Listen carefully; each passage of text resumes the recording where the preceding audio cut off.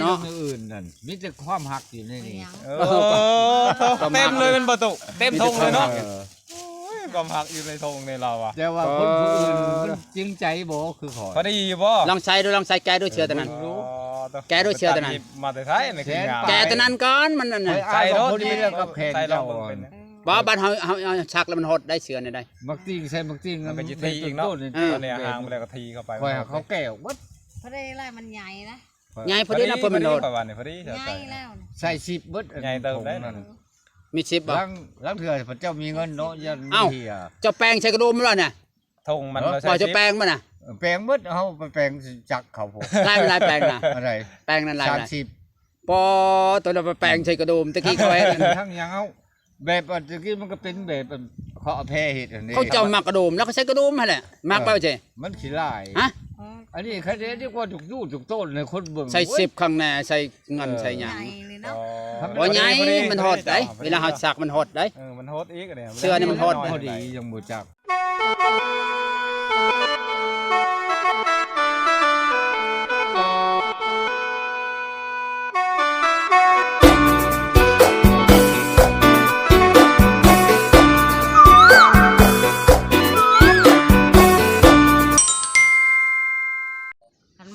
มักคันบ่มักแล้วก็ยาเพิ่นว่านี่แล้วพ่อใหญ่เพิ่นมีของฝากเจ้าสิเอาบ่เต็มใจเอาบ่ก็เต็มใจเอาแล้วผากเลยเนาะไผสิอย่าบอกว่าไปให้แล้วปฏิเสธของเขาของลาวของยังเจ้าอยากได้เราให้ได้เนาะเอาก็แล้วอยากไปสั่งได้หั่นคันว่าเรามั่นใจกับเฮาเลยเนาะเฮาก็บ่สิได้นะแม่นก็เต็มใจคันเราเป็นใจใหม่แล้วก็สุดแล้วนะใจใหม่กับไผคอยเราบ่จักในสิเว้าเนาะบ่พอโตเราเว้าแบบนี้ล่ะว่าแบบว่าเรามีของขวัญมาฝากแล้วทีนี้เรายันแบบบ่เต็มใจเอายันว่าคันว่าเอาแล้วก็ไปเปลี่ยนใจไปยันเปลี่ยนใจนะคันว่าเอาแล้วปัญญาว่าเปลี่ยนใจเปลี่ยนอะไรนะบ่ได้เปลี่ยนเมื่อคู่มือก็ปากคู่มืออยู่นี่แล้วก็อยู่นำคู่มือแบบนี้แหละสิไปใส่คันคอยไปหากินหาอยู่ไปจักแนะนำบ่เห็นคอยไปหากินได้เมื่อวานนี่เขาก็ไปขุดกระโปงไปกับโมนี่แหละเนาะมันมีผู้บ่าวมีไฟกันว่าของขวัญของฝากเนี่ยนิดหน่อยมันก็พอใจเลยเนาะยันว่ามีผู้ติดตามนำหลังก็มีเนาะบ่มีเขามีคอยสิบอกแจ้งบางเถื่อปลาเห็ดหัวบางตอคอบางฝุ่มก็มีเนาะถ้าจะแพงมาแฮงบ่มีคักคอยสิบอกบ่มีหยังบ่มีผู้บ่าวนะคันเจ้าแพงบ่มาหันมีคือว่าบ่มีแนวแต่เป็นอะไรเกี่ยวหยังเจ้าแพงอ้าวเล่นอยู่นำกันเนาะมีผู้บ่าวแล้วก็เห็นนะว่าอยู่นาดาวเนาะโอ้ความหมายของเราคือว่าคันว่ามีก็บ่เชื่อก็ทานเจ้าแพงป้ากินข้าวก็กินนำกันเฮ็ดหยังก็อยู่นำกันนอนก็นอนนำกันไปใช้ก็ไปนำกันในนั้นได้ช่วยได้เฮ็ดอะไรได้ก็ผู้นึงต้องเฮ็ดเนาะมาหาเจ้าบ่พอฮอดชั่วโมงเนาะลังเถื่อคอยเมื่อแล้วก็ผู้บ่าวเจ้าก็มานำหลังก็มีเนาะมีถามโลดถามแม่ชะแพงก็ได้ว่าเพื่อเนื้อตกใต้เป็นไงผู้บ่าวเก่าฮะบ่ได้โทรมาบ่เพื่อนนอกใจเนาะตัวเนาะบ่มีตัวภายเพิ่นไปทำงานแล้วบ่ได้มาโทรมาเล่นบ่มีเบอร์อีกบ่มีโทรศัพท์บ่มีเบอร์ก็มีใจอยู่ว่าบ่ยันว่าตุกพายแล้วก็ยังว่าเลิกกันแล้วยากันแล้วถ้าพายจะไปเกี่ยวกับเราเลิกคักบ่เลิก100%บ่100%ข่อยมาลินน้ำเจ้าเรื่อยตุกพายก็สิหายข่อยบ่มีดอกจักว่าละน้อยใจบ่จักน้อยใจก็อย่าเล่จักละน้อยใจบ่จักเนาะมักเราเนาะบ่ได้ต้องการกับเราจักว่าเราคิดน้อยใจในใจเราอยู่กับบ่จักเนาะน้อยใจก็เรื่องของเราแล้วบ่มีปัญหาชุดกับคอยตัดสินใจคอยเองเราเข้าบ่ได้ดอกคอยบ่มักแล้วก็เอาบ่ได้ฮะแม่นคันคอยมักคันละเอาได้อันนี้คอยบ่ได้ตกลงแล้วสิว่านี่ล่ะแล้วก็อยู่จะสิตกลงกับไผเจ้าก็เอาบ่ได้เนาะตกลงกับผู้อยู่นี่แหละเนาะตกลงกับผู้อยู่ผู้ไปก็บ่อันนั้นเนาะเจ้าย่อแต่ปากเด้อเรามักเจ้าแห้งแล้วได้ตอนนี้เมื่อคืนนี้เมื่อเช้านี้ก็มาแต่เช้าจะไปหาเจ้ามาหาไปหาเจ้ามีเวียกไปได้เหมือนบ่ผิดยังปามายังตัดเวียกเลยมาพี่บ่ได้มาแล้วค่อยอยู่ค่อยไปหา แล้วก็ค่อยไปบ่ได้บ่แม่นแนวบ่มีรถบ่มีรางคันไปกับชาวแพงแล้วมีรถเขาละอยู่นะไปอีหลีไปลักชามกับไปกับรถกับเจ้า อันนี้เขาไม่ได้เคยไปเลยแต่ชาวแพงนี้นะบ่มีรถบ่มีรางค่ะบ่มีเงินจ้างเขา โอ้อากาศครึมๆเนาะมัวๆเนาะมันบ่จะขาวปานใดอากาศครึมเด้อฝนสิตก ที่ตกแต่ว่า มืดหน่อยนึง มันครึมนี่แหละบดโอ้ ไป ย นอนน้ำซับแม่ เป็นไงได้ เอาน่ะมาผากเราบ่ จากประตูของขวัญ รอรุ่นว่าพ่อใหญ่มีหยังของฝาก ว่าไม่ได้เชื่อแล้วมาผากเรา เชื่อก็เอาจ้างก็เอาไม่ได้ใจฉะนั้นจะมาผักว่าผักกลวยก็กินมากลวย แต่คนน่ะก็บ่เอาเนาะอยากได้แต่ของผากเนาะ ว่าอย่างนั้นคนว่าจะกล้าใดๆเนาะ กันเอาแล้วก็จะเอาเบิดแล้วเนาะแต่ว่าก็เอาเนี่ยมันเป็นเอาเนาะ คอเจ้าก็ค่อยก็มาจักได้ว่าเด้อวันนี้เด้อแต่เจ้าละว่ามาคอคอยกันเจ้าหมักข้างเจ้าก็หาเงินละว่าเนาะ ขอมาคอยไปเงินมันแบบว่าคอยแต่มันเอื้อมสิบ่ถึงแล้ว แต่ว่าทั้ง มันยังบ่พอ ทั้งแม่ป้าเนี่ยพร้อมแล้วแม่น คัน บ่ ว่าก็ เพราะแต่ว่าทั้งพี่พร้อมหรือยังเนาะ แล้วมาคอ คันว่าแล้วก็ฮีดของเจ้ามันก็สูงเติบ แม่ป้าเราพร้อมแล้ว มักขึ้น เดื เสีย อน ว่า ก็สู้ได้บาด ไปจักเด้ออันนี้เฮาก็ไปจักคือการขันเท่าแก่ ปอ ว่า น่ะมาเบิ่งดูของ แม่นบ่ ฝาก ส่งนี่นะ ที่สร้างนั่นน่ะ ยังดี นี่นะเพิ่นใช้ เชื่อแล้วว่า ปอต้องเอาไปหาหมอดผู้ชาวดู เพิ่งใส่อันนั้น เจ้าหันแล้ว เพิ่ เพิ่ ง ง เจ้า ให้ แล้วเพิ่งตู้ ให้ผู้ชาวรถแกให้รถมารถ มอบให้ผู้สาวแก่ลูก เพนะ แกะเบิ่ง เจ้ากินกาแฟ บ่ได้กินนะ ฮะ บ่ได้กินใช่บ่ บ่ บ่ได้กินแล้วไหวเด้ กาแฟ เรากินอะไรเรากินเองเราบ่กิน อ๋อเราบ่กิน บ่เคยกินกาแฟ เรากินละเต็ม คอย แกะ เอา เบิ่ง แกะดู ดูอะ แกอยู่ ดู มัก เป็นจั่งใด บ่ ใส่ไปเลี้ยงงัวเนาะ มัมีรื่องอื่นนั่นมีแต่ความหักอยู่ใน เป็น นี้ หยัง เออเต็มเลยเป็นประตูเต็มธงเลยเนาะ เออ ความหักอยู่ในธงในเราอ่ะ แต่ว่าคนผู้อื่นมันจริงใจบ่คือขอ พอดีบ่ ลองใส่ดูลองใส่แกดูเชื่อตัวนั้น แกะด้วยเชือกตัวนั้น มาแต่ไทยในคืองาม แกตัวนั้นก่อนมันนั่นน่ะ ใส่รถ พอดีแล้วกับแขก ใส่เรา เจ้า เบิ่งเป็น บ่บ้านเฮาชักแล้วมันหดได้เชือนี่ได้ มักติ้งใส่มักติ้ง มันเป็นจิตทีอีกเนาะ เออ ตอนนี้ห่างไปแล้วก็ทีเข้าไป คอยหาเขาแก้ววัด เพราะได้ไรมันใหญ่นะ ใหญ่พอดีนะเพิ่นมันโดด พอดีพอดีเดี๋ยว ให ใส่ ญ่แล้วนะ ใส่สิบเบิด ใหญ่เติมได้ นั่น มี10บ่ ลังเถื่อพระเจ้ามีเงินเนาะยัน เอ้า เฮีย เจ้าแป้งใส่กระดุมแล้วน่ะ ธงมันเรา บ่ ใช้ เจ้าแป้งมันน่ะ แปลงเบิดเฮาไปแปลงจักเขาผม ลายมันลายแป้งน่ะ อะไร แป้งนั่นลายน่ะ 30 ปอตัวเราไปแป้งใส่กระดุมตะกี้เขาให้ ทั้งยังเอาแบบอันตะกี้มันก็เป็นแบบอันเขาเอาแพร่เฮ็ดอันนี้ เขาเจ้ามักกระดุมแล้วก็ใส่กระดุมหั่นแหละมักไปใช่ มันขี้ลาย ฮะ อันนี้แค่นี้ดีกว่าถูกยูถูกต้นในคนเบิ่ง ใส่10ข้างหน้าใส่เงินใส่ห ให ยัง ญ่เลยเนาะ บ่ใหญ่มันหดได้เวลาเฮาซักมันหดได้ มันโฮดอีกเนี่ย เสื้อนี่มันโฮด พอดียังบ่จักมักไปทั้งน้อยๆอันว่า ชื่อในชโนมัน หัดกระโต ชื่อตลาดแรง นี่ละลายไปไหนแช่เอาบอก พอดีแซนแล้วนี่รวมอ่ะ แพงเลยเนาะ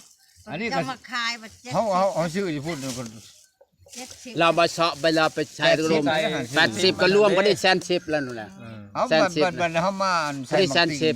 ใช้10อีก พอดี110 ห่าน แสนสิบพัน 10เลยดิครับ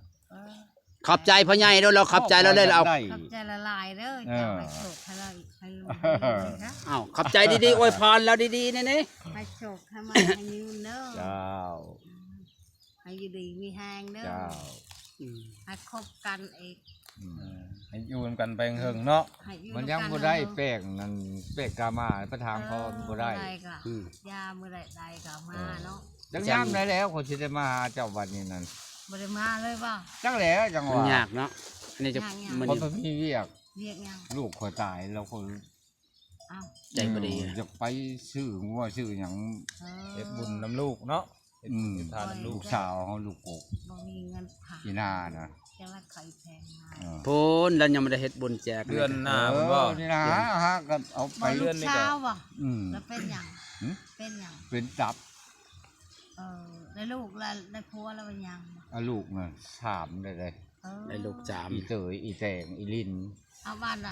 อันไหน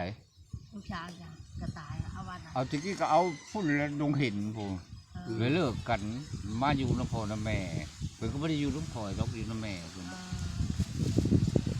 เอาโชว์เนาะ เออ ไปปัวมันก็บ่เชาไปคนสวรรค์โหไปเขาก็ยอม เขาบ่เช่าแล้ว ครับเนี่ยมันยากแล้วดิ ปวดยาก แต่ว่ามันจังยากนะเฮาจังว่าเฮาจักแล่นเรียกเฮาสิได้มาง่ายพุ่นนั้น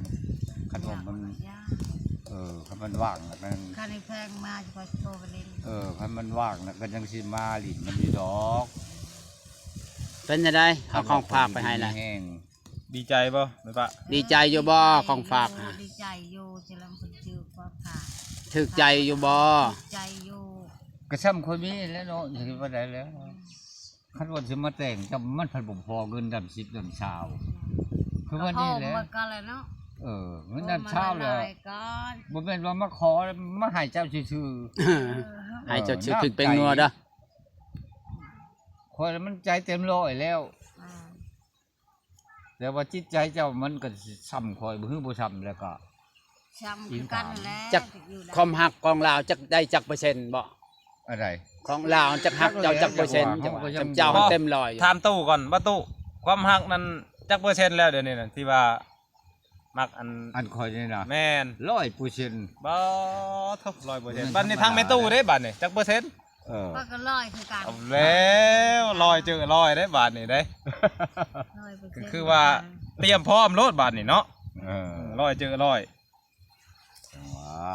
บ่คันว่าบ่ได้เป็นลูกเป็นเมียกับเป็นพี่เป็นน้องกันก็เอา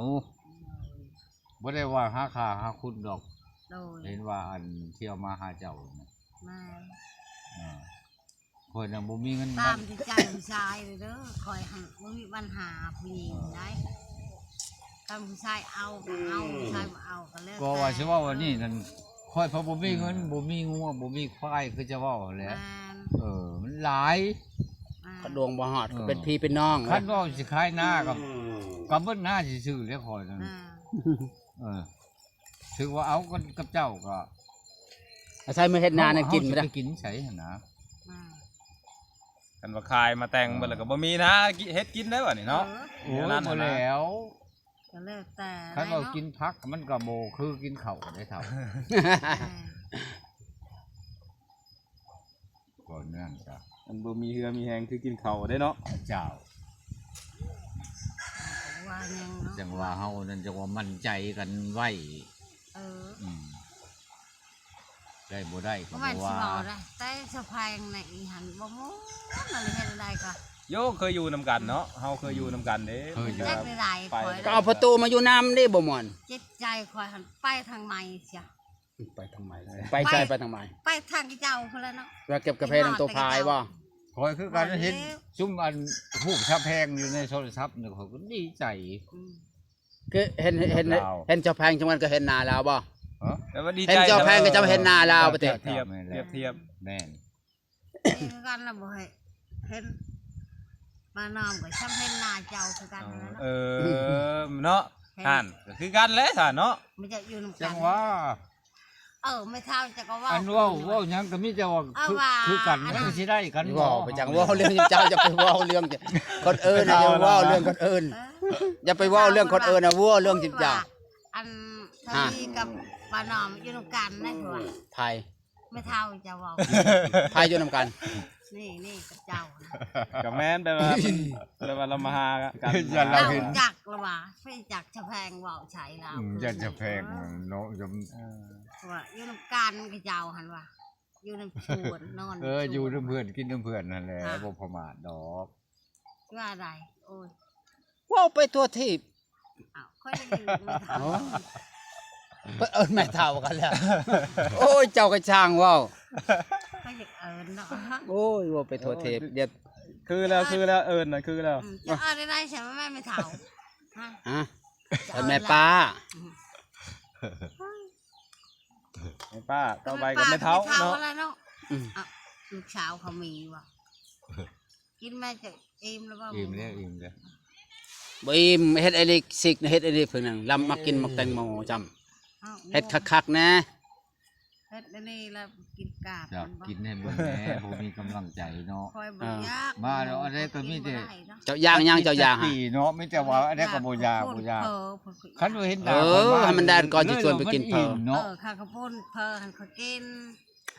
บ่ได้อิ่มนะ กินแล้วนะพ่อใหญ่เพิ่นให้เฮ็ดให้เลย อ้าว เป็นนั่ง ขมหมู ขอบใจเด้อ เป็นนางทายบนหานเพอแล้วเนาะ อืม ตรงนี้กับเราไป พ่อใหญ่ผู้ชาวจะกินเพอเมื่อใหม่ชวนไปชิมกินเพอเพิ่นว่า หานเพอ นั่งกินเพอ บ้าใดอยู่บ้านใดไปกิน อันเด้หันก็มี เผลอไผสิขาย บ่อยู่ห่านพุ่นแล้ว แล้วสิไปนำเฮาบ่ ชื่อมาแล้วเนาะมาไปนะ ได้ ชื่อมากินอยู่พี่เนาะ อืม กันว่าม่อยคักๆ จะสิกินผู้เดียวจะพี่ก็กินพุ่นแล้วไปก็กิน อยู่ห้าน จุข่อยก็กินคือกันไปจะกินผู้เดียวจะคือติ ก็ยาก นกันมาแล้วเนาะ บ่แล้วไปนั่งกินห่านบนบรรยากาศมันจังดีมันจะไปนั่งกินแบบนี้ มันได้หนาวเลยเด้อ หน้าให้คนจังกินครับ เออ เมื่อวานเย กินแบบนี้ต้องซื้อข้าวปุ้นมากินเถอะเพอมันกินยากได้กินแบบนี้ โอ้ยเดี๋ยวจะก็ชื่อไปเห็นมาข้าวบ้านน้อยค่ะอยู่หันนี่กินเพลินกลางคืนนะ อืม กินเลยชุดกินเลยนะไอ้โหเลยเหรอกินน้ำ กินหน่อย ตำมีใช่หมูหุงใช่มันก็คักอยู่ใดมาซุ่มกันเนาะ อันนี้